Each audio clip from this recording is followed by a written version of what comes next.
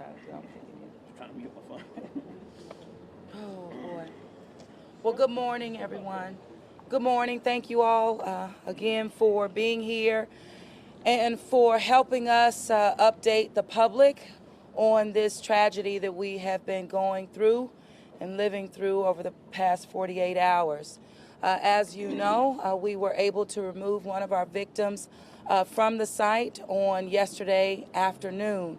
I do want to thank our coroner's office for being creating a real welcoming environment for the family to not only grieve but to also be able to identify their loved one in an environment that was absolutely of dignity. Also have to continue to thank our first responders and our unified command for just working so diligently and tirelessly on this rescue effort. This continues to be a rescue mission at this time. As I indicated, once we have removed the individuals from the site, it will then move very swiftly into an investigative investigative mode. But at this time, I am going to turn it over to Chief Tim McConnell, who has been the lead on this effort. Chief? Thank you, Madam Mayor.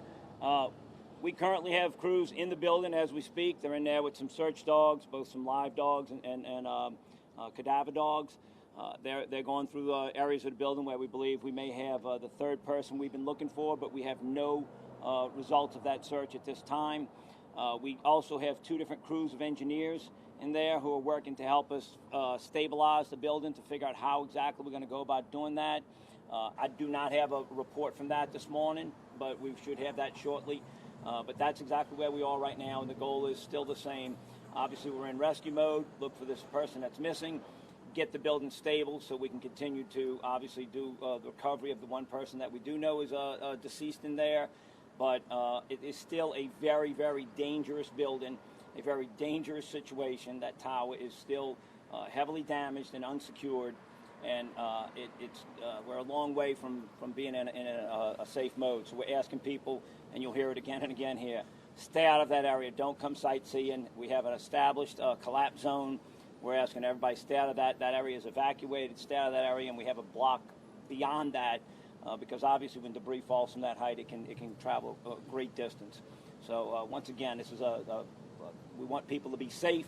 We want to make sure that everyone who's not already injured goes home safely through this operation, and we will take every precaution.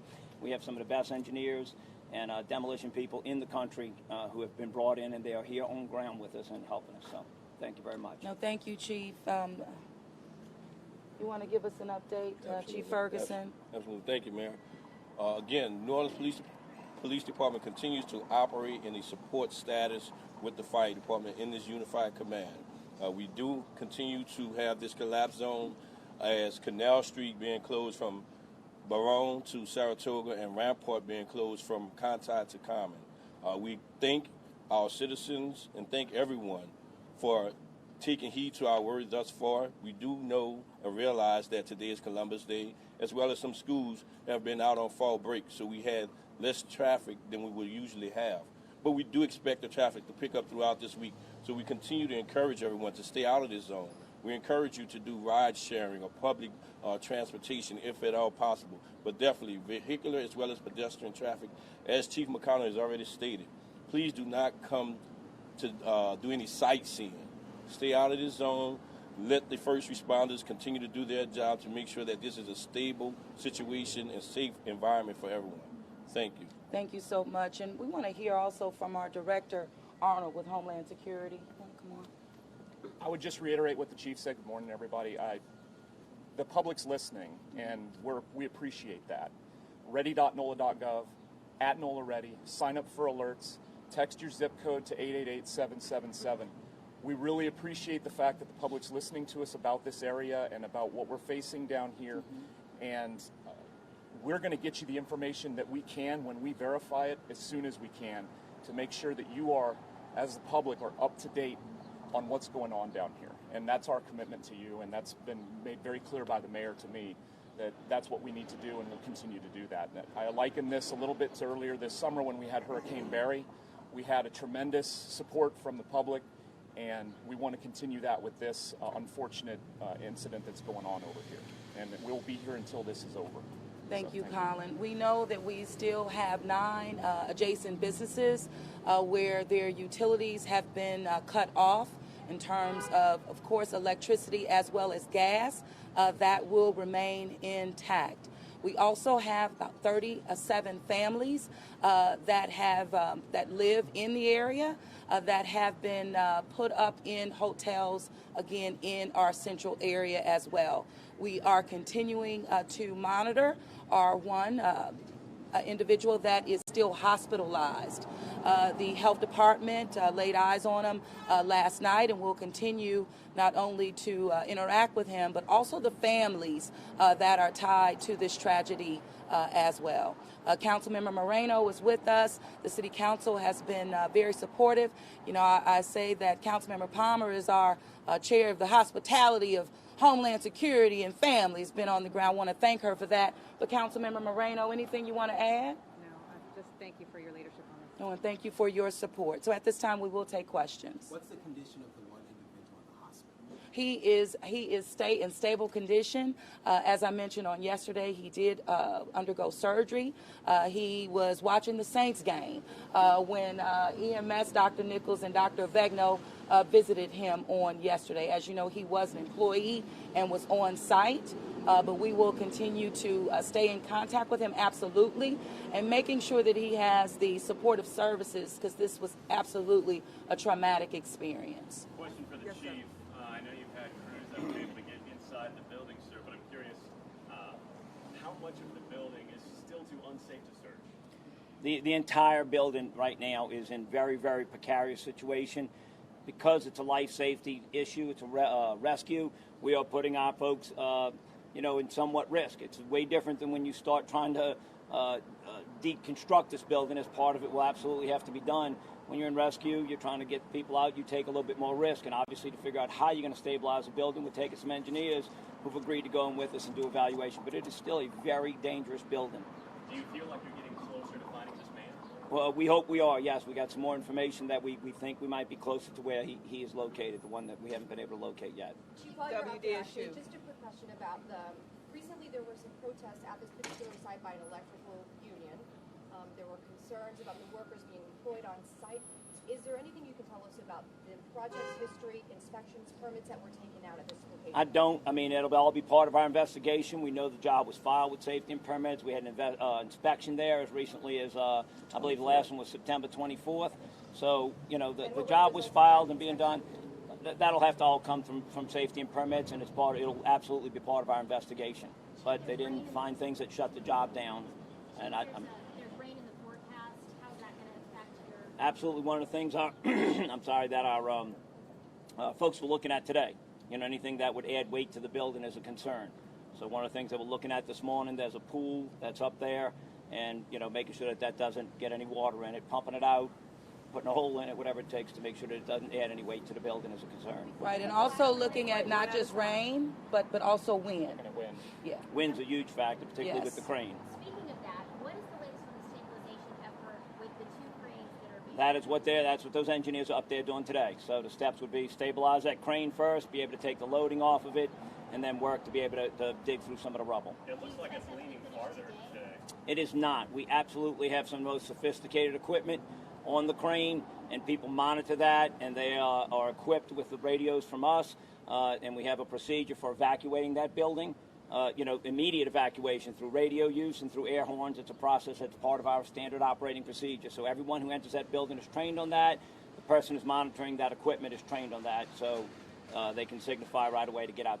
It is absolutely, the building and the crane have not moved. Chief, just to go back, on that inspection, you mentioned that it'll come out in the investigation, but you also said there was nothing that would have caused you to shut down the project. I'm not with safety and permits. What I said was safety and permits has that information. Absolutely, and the last inspection of record was on September the 24th. There was nothing that stop the construction from moving forward. But after rescue mode, it will go into a full investigative process in which OSHA has been on the ground actually all day yesterday, day before, and today, and they will assume that investigation once rescue mission has ended.